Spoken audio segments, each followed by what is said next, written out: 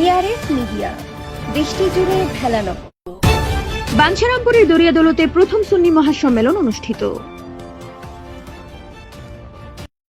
দরিয়াদৌলত যুব সমাজের উদ্যোগে প্রথম সুন্নি মহাসম্মেলন অনুষ্ঠিত হয়েছে।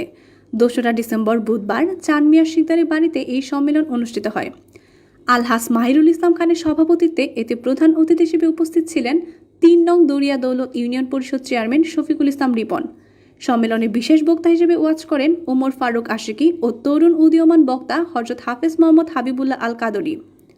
প্রধান বক্তা হিসেবে কুরআন ও সুন্নাহ ভিত্তিক নবীর আশিকানে আলোচনা পেশ করেন গাউসুল আজম রেজবিয়া সুন্নিয়া মাদ্রাসা কটিয়াদির প্রতিষ্ঠাতা পরিচালক মাওলানা পীরগাজী হাবিবুর রহমান রেজবি সুফি পাদি সাহেব। এই সুনিয়া সম্মেলনে ভেলানগর খানকা শরীফ সহ নবী প্রেমীর আশেকানরা দলে দলে যোগদান করেন। প্রধান বক্তা তার আলোচনায় বলেন, নবীকে জীবনের চেয়েও বেশি ভালোবাসতে হবে, দেওয়ানা হতে হবে, নবীর আদর্শকে লালন করতে হবে। বন্ধুরা, আমি আমার আলোচনা শুরু করার আগে আপনাদের কাছে অনুরোধ থাকলে দুইটা। এতক্ষণ ওলি আল্লাহর সামনে আলোচনা হয়েছে, এখন নবীজির সামনে আলোচনা হবে শানের সালাতের উপরে। আমি কোরআন হাদিসের আলোকে নবীজির সম্মান বর্ণনা করব, গভীর খেয়াল করে শুনবেন। তো এর আগে আমি নবীজির মহব্বতে আরেকটু দুরূদ শরীফ পড়তে চাই। বাবা, দুরূদ শরীফ বলে কি আপনাদের কষ্ট হবে? আমরা কি বাবা দুরুদের পক্ষে আছে কি নাই? দুরূদ কি শুধু আমরাই পড়ি না, ফেরেশতারাও পড়ে? আল্লাহ নিজে পড়ে কি পড়ে না? শুধু তা নয়, কোথায় স্বামীতে আছে যে একবার দুরূদ পড়বে ফাতাকাব্বিলাত মিনহু মান সাল্লা আলা মাররাতান ওয়াহিদা। যে ব্যক্তি একবার নবীর মহব্বতে দুরূদ পড়বে ফাতাকাব্বিলাত মিনহু, এই দুরূদ আল্লাহ পাকের দরবারে কবুল করা হয়। শুধু কবুলই নয়, মাহাল্লাহু আনহু যুনুবা সামানিনা সালাতান, এবং তাহার ৮০ বছরের গুনাহ আল্লাহ মাফ করে দেয়। সুবহানাল্লাহ। তাহলে আমার নবীকে খুশি করার লোকে আরেক মিনিট দুরূদ শরীফ পড়লে কষ্ট হবে? আমি দুরূদ শরীফ পড়ে আমি আমার আলোচনার পর্বে ঢুকতে চাই। আমি জানি এখানে সবাই আশিকের রয়েছে। আমার আলোচনা তাদের কাছে ভালো লাগবে যাদের হৃদয়ে নবীর মহব্বত আছে। কারণ আমরা যারা আহলে সুন্নাত ওয়াল জামাত, আমরা নবীকে ভালোবাসি। কেমন ভালোবাসি? মার চেয়েও বেশি, বাবার চেয়েও বেশি, সন্তানের চেয়েও বেশি, এমনকি নিজের জানের চেয়েও নবীকে আমরা ভালোবাসি। কথা ঠিক না ঠিক? তাই নবীর ভালোবাসার কথা শুনলে আমাদের কি খারাপ লাগে না ভালো লাগে? আর যারা নবীর সম্মান শুনলে ভালো লাগে না, মনে করবেন তাদের এখনো মুমিন হওয়ার পিছে ঘাটতি রয়েছে। কি বলেন ঠিক না ঠিক? আলোচনা চলবে কোরআন হাদিস ভিত্তিক নবীজির শান। এর আগে নবীকে খুশি করার লক্ষ্যে একটু দুরূদ শরীফ পড়ি।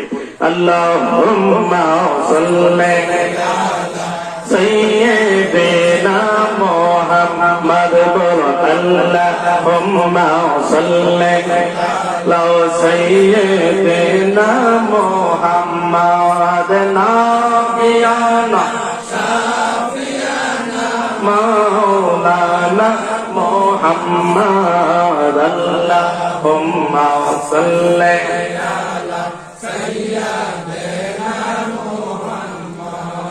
নবী আমার পরশমণি, নবী আমার জানের জান, বলো নবী আমার পরশমণি, নবী আমার জানের জান। নবীজিকে না দেখিলে বাজে না আশিকের প্রাণ, বলো নবীজিকে না দেখিলে বাজে না আশিকের প্রাণ। আল্লাহুম্মা সাল্লি আলা সাইয়্যিদিনা মুহাম্মাদ শাফিয়ানা মাওলানা মুহাম্মাদ। আখিরি মোনাজাতে দেশবাসীর কল্যাণ কামনা ও সারা বিশ্বের সুন্নিয়া মুসলমানদের শান্তি কামনা করা হয়। এছাড়াও কবরবাসীদের জন্য বিশেষভাবে দোয়া করা হয়। মোনাজাত শেষে তবারক বিতরণের মাধ্যমে সম্মেলনের আনুষ্ঠানিকতা শেষ হয়। যুবক বাবারা যারা হাত বাড়াইছে, প্রত্যেকে মা বাবার খেদমত করা তৌফিক দান করে দাও।